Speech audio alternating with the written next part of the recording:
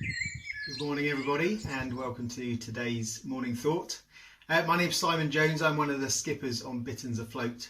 And if you tuned in while we were doing our Bitterns Afloat week last week or the week before, maybe now, I showed you a video of me chopping through the wall into my bedroom. And one of the jobs that I've been working on since then is moving this staircase. So this staircase used to be there and it's now here. And as you can see, it hasn't fallen down, so I'm going to take that as a success.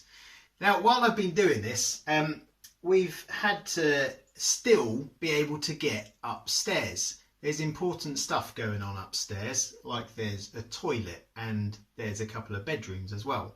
So we've always needed to be able to keep going up there. So all the way through doing this, I've had to keep in mind, how do I maintain access to get to the upstairs? I can't just rip it out and leave it, because we've still got to get up there because there's important stuff going on up there. So that's got me just thinking about the access that we have to upstairs in heaven. It's a bit of a tenuous link, I know, but if we think about it, God has already given us access to heaven. God has given us access to his throne room, the place where God himself sits. And he's given us access to have a relationship with him.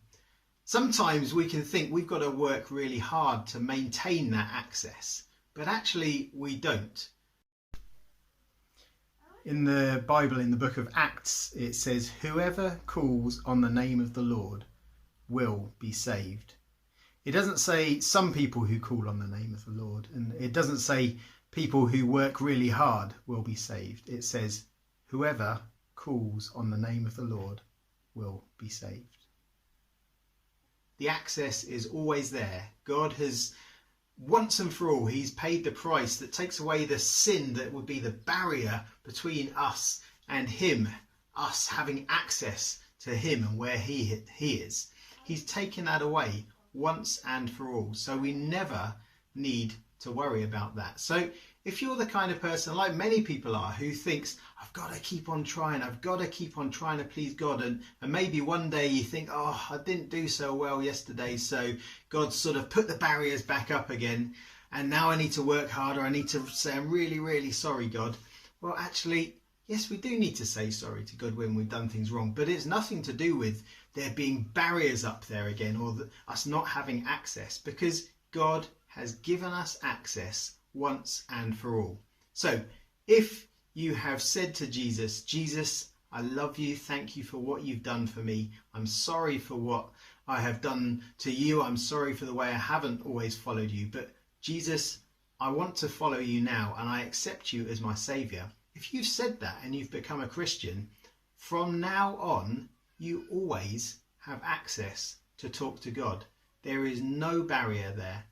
So I encourage you to remember that and to live your life in the truth that brings you. Not feeling guilty, not feeling like you need to come grovelling to God, but the door is open.